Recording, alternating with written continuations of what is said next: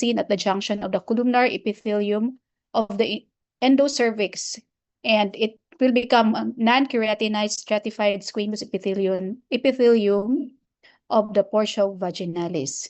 So the stratified squamous epithelium of the exocervix is identical to the lining of the vagina. So cervical cancer is the fourth most common cancer in women worldwide, with over 660,000 new cases and 350,000 deaths annually.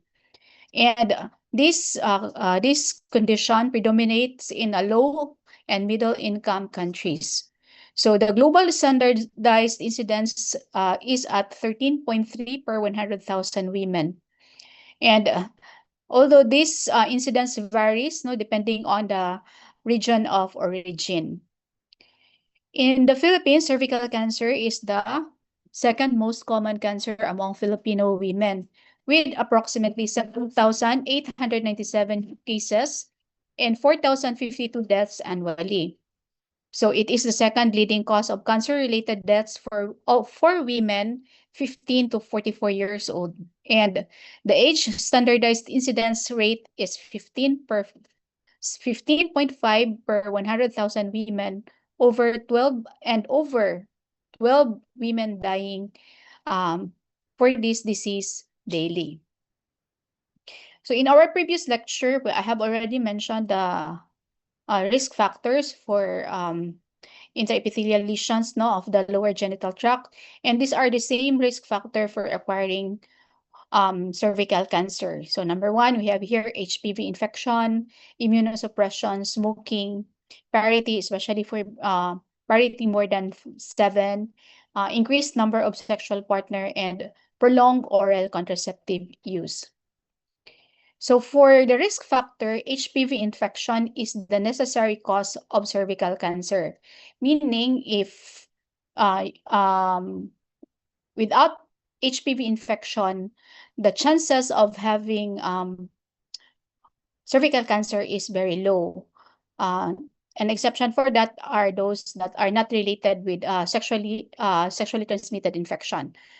So if a woman or if a person is infected with the high risk type, the 16 and 18, so they have higher chances of developing cervical malignancy. So for cervical cancer, here are in this table shows the different histologic types of cervical malignancy. So we have here the squamous cell carcinoma, the adenocarcinoma, and the mixed carcinomas. So for the squamous cell carcinoma, this accounts approximately 80 to 85% of all the cervical cancers, and around only 15 to 20% are of adenocarcinoma.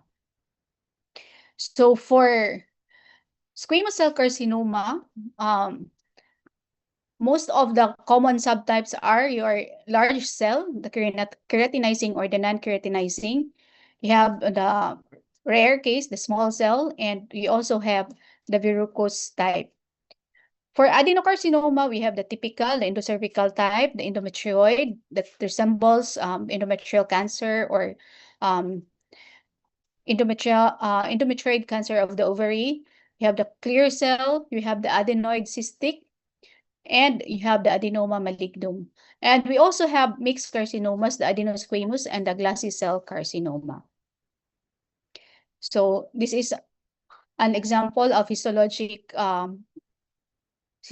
picture of squamous cell carcinoma. We have here the large cell non-keratinizing, the large cell keratinizing, where you can see the keratin pearls that would tell you that this is a keratinizing type.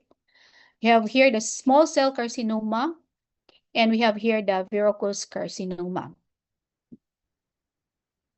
The second type of subtype of carcinoma is the adenocarcinoma, and these do not appear to be affected by the usual sexual factors associated with the squamous cell carcinoma. So the risk factors includes prolonged OCP use or the oral contraceptive pill use, and the lack of cervical cytologic screening. So the histologic types are the following. You have here the mucinous, the endometrioid, the clear cell, and the adenoid cystic or the basaloid type of adenocarcinoma. For the disease progression, I have already presented this in a previous lecture. Note that the epithelial cells of the transformation zone of the cervix acquire the lesion um, through sexual intercourse, no unprotected sexual intercourse. And there is an infection of your HPV 16 or 18. So in young patients, this infection would clear or the intraepithelial neoplasia would regress within 18 to 24 months. However, there are instances where the infection would persist and it would lead to the immortalization or the cellular transformation. And with for persistence of infection, there is already viral integration to the into the host cells, the one that I mentioned, the viral immortalization. And this transformation would progress from CIN1, 2, and 3. And if this is left untreated, it would eventually lead into invasive cancer. So how does cervical cancer manifest?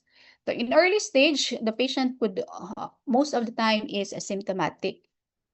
So, but when the patient becomes symptomatic, most probably the patient is already in the advanced stage, and the patient would present with abnormal bleeding or brownish vaginal discharge that is often noted after douching, intercourse, and also occurring spontaneously between menstrual period. So the patient would have intermenstrual bleeding.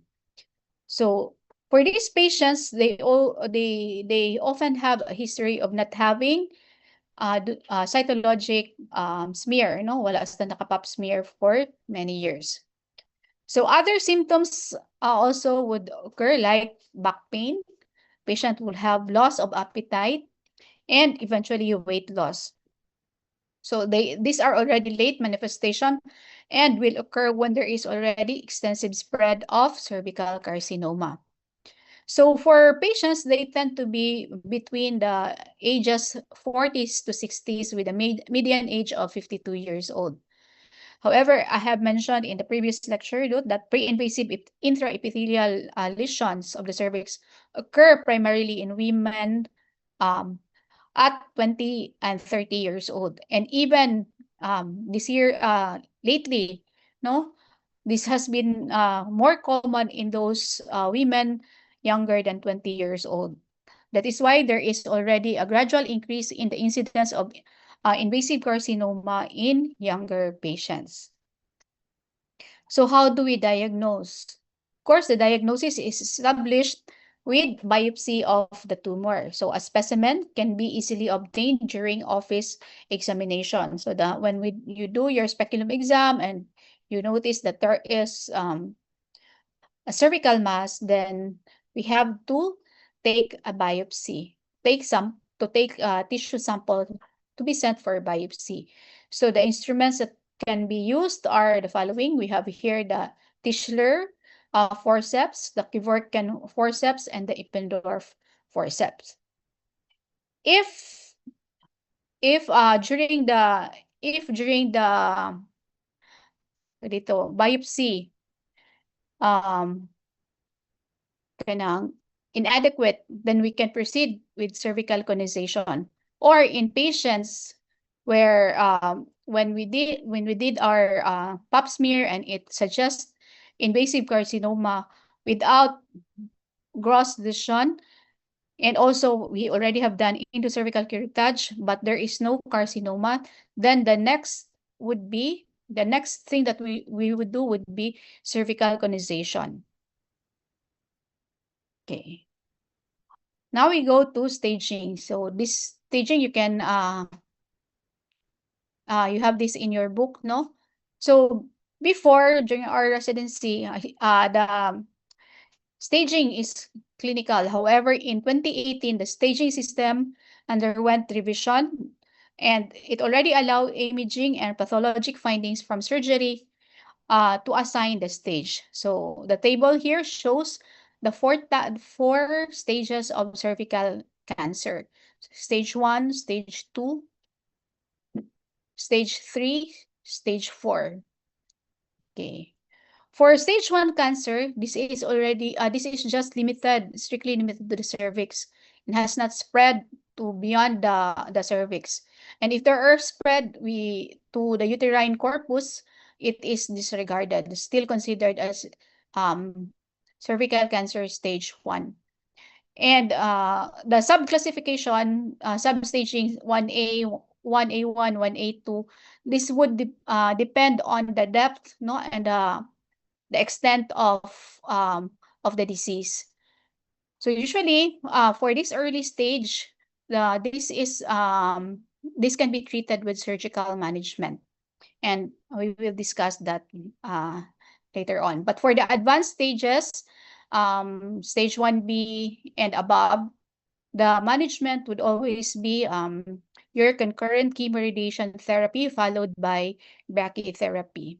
Ang maglahi lang sa management are the early stage cancer, and although in some patients, although they are at early stage, but if they are not a good surgical candidate, then they can still be treated with chemoradiation, the concurrent chemoradiation to be followed with brachytherapy.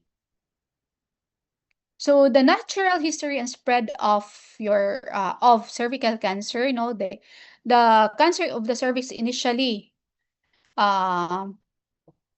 is a locally infiltrating cancer that spreads from the cervix to the vagina.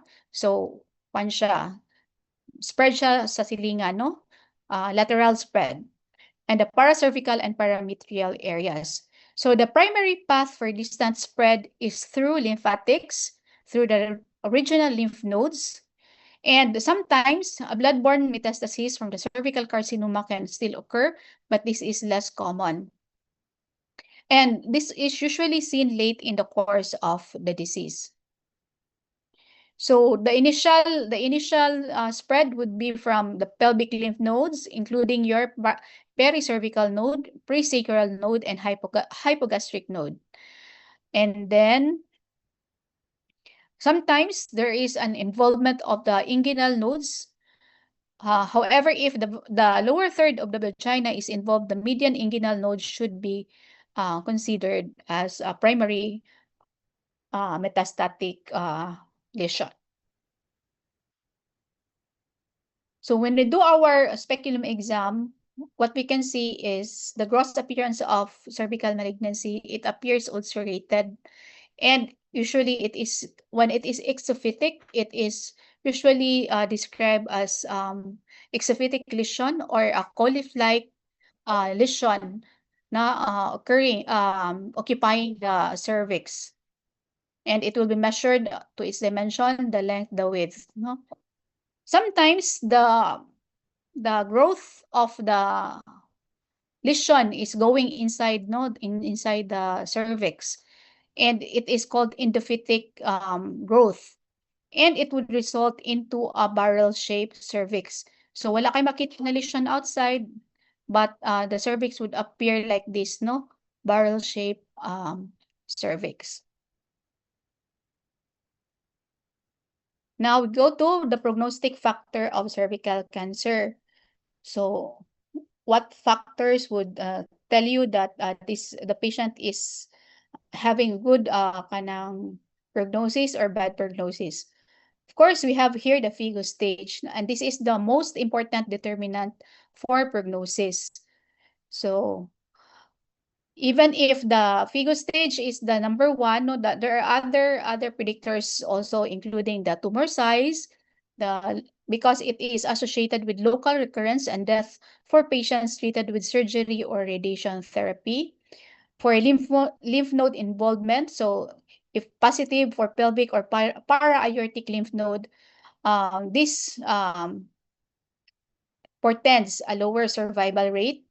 And LVSI, so lymphovascular space invasion, So this is an independent prognostic factor, but it is strongly correlated with positive lymph node status. So for patients with lymph node involvement, the 5-year survival rate would be between 40 to 50%. So other factors associated with poor prognosis, so we have extracervical spread more than or equal to 10 millimeters. There is already deep stromal invasion, more than 70%. LVSI, involvement of the parametrium, uterine body involvement, and for histologic type, that is adenocarcinoma. So for our patients to undergo therapy, we have to do our pre-therapy evaluation.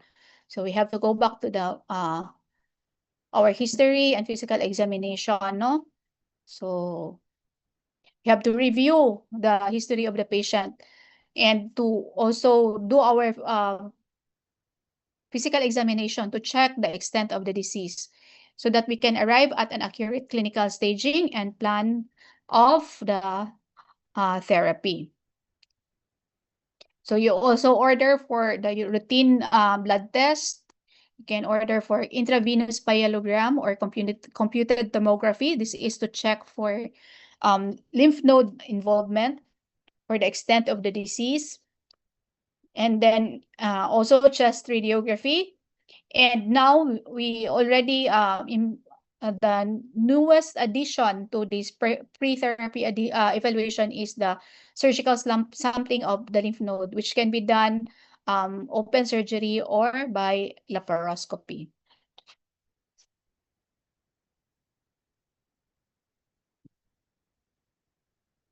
Okay, so for the management, so for early stage cancer, we can the management can be surgical, no? So depending on also on the reproductive plan of the patient. So for stage 1A, 1A1, no, this is microinvasion pa lang, so there is no gross lesion. So the diagnosis of microinvasive tumor cannot be made based on biopsy specimen alone. So we have to do cervical conization to check the extent of the spread, no, and the extent of involvement. Mag-check nimo dito kung naabay tumor cells sa margin. So if there is positive tumor cells sa margins, then we will do again, redo our cone biopsy until such time that we have a tumor-free margin. And then for patients who are still desirous of pregnancy, we can do simple trachelectomy. Or for those patients who doesn't who have completed the family size, then we can do simple hysterectomy for stage 1A1 disease. Okay. For stage 1A2, mas extensive ang management, no? So we can do modified radical hysterectomy. So that would include the parametria, no? But the ureters will not be disturbed. But for those patients who still wanted to get pregnant, then we can do trachelectomy and also check for pelvic lymphadenectomy because we may opt to do chemoradiation in this patient also, depending on the extent of the metastases. For stage 1B1 and 1B2, modified radical hysterectomy is the option. And the following factors favors this procedure. So patient is young, less than 40 years old, especially kana premenopausal patients. And then the size of the tumor is small. They desire to preserve fertility and absence of other comorbidities that would escalate the risk for surgery.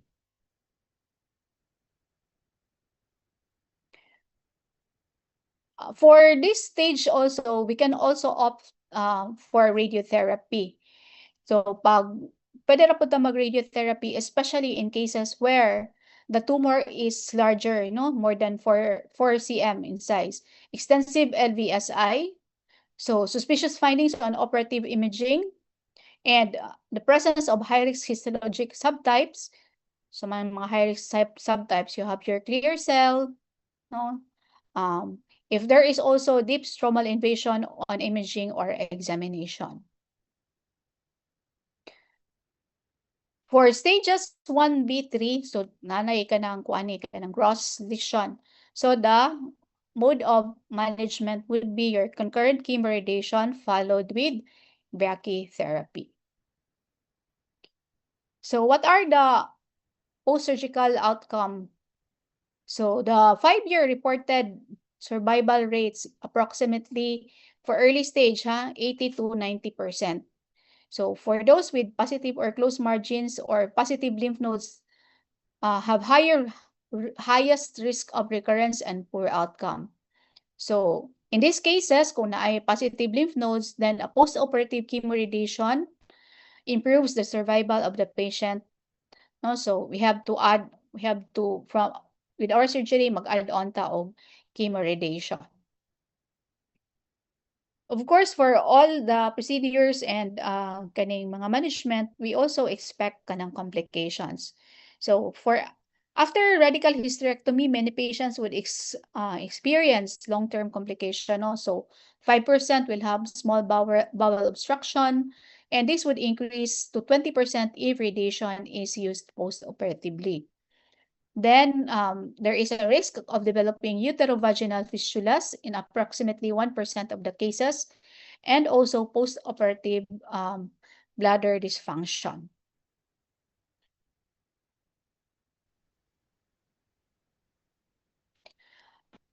For patients who desire to get pregnant or to spare their reproductive kanang capability, so we have to do preoperative pelvic MRI to check if there is kanang extensive metastasis already. So for this patient, the patient should have desire to preserve fertility.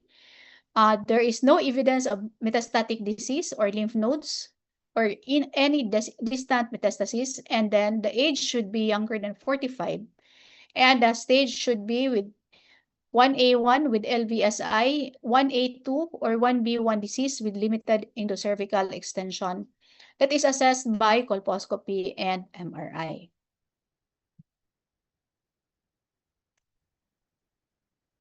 How about radiation? So most patients with carcinoma of the cervix are treated with radiation. So we have the two forms. We have the external beam radiation, and the other one is the brachytherapy. So the external beam radiation is administered in fraction, usually 180 grayscale per day, 5 times a week. This is to destroy the tumor without causing permanent damage to normal tissues. And this delivers uniform doses to the entire pelvis, including the regional pelvic nodes. So the local implant delivers its highest energy locally to the cervix, surface of the vagina, and the paravaginal and paracervical tissues. So 5 days a week siya maghatag, no? Concurrent ni siya with your chemotherapy.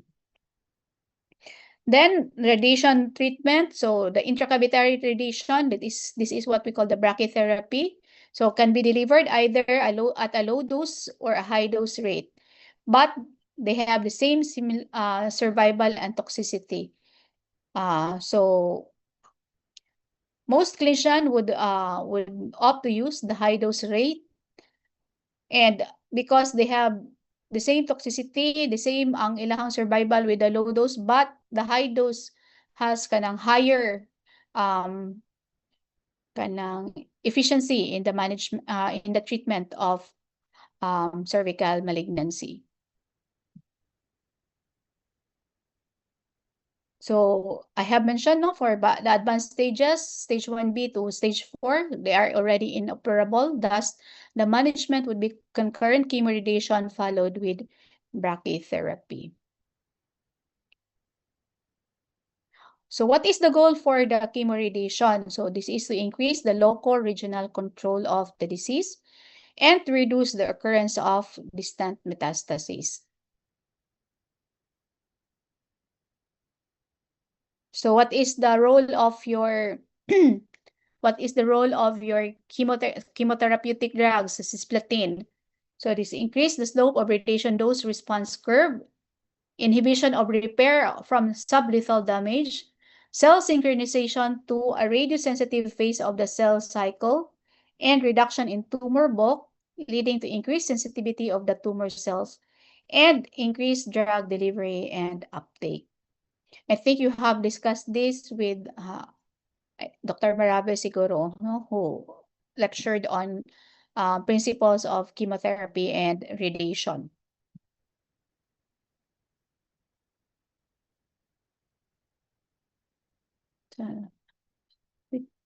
So what about if the cervical cancer is diagnosed during pregnancy? So within each stage, no, survival statistics are similar in pregnant and non-pregnant women.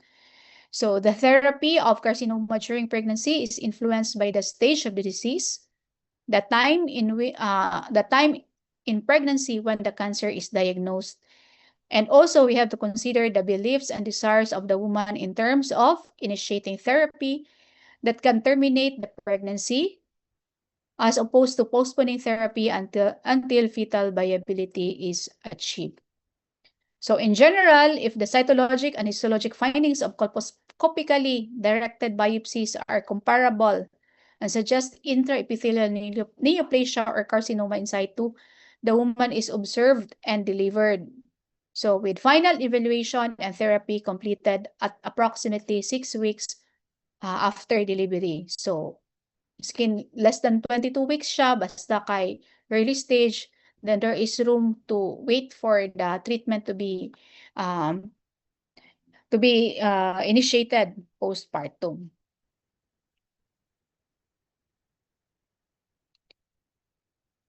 So if carcinoma is diagnosed in the first trimester or early in the second trimester, so treatment may be undertaken immediately because of the concern that the delay would lead to tumor progression or spread. So especially if the stage is already more advanced, stage 1B or stage 2A.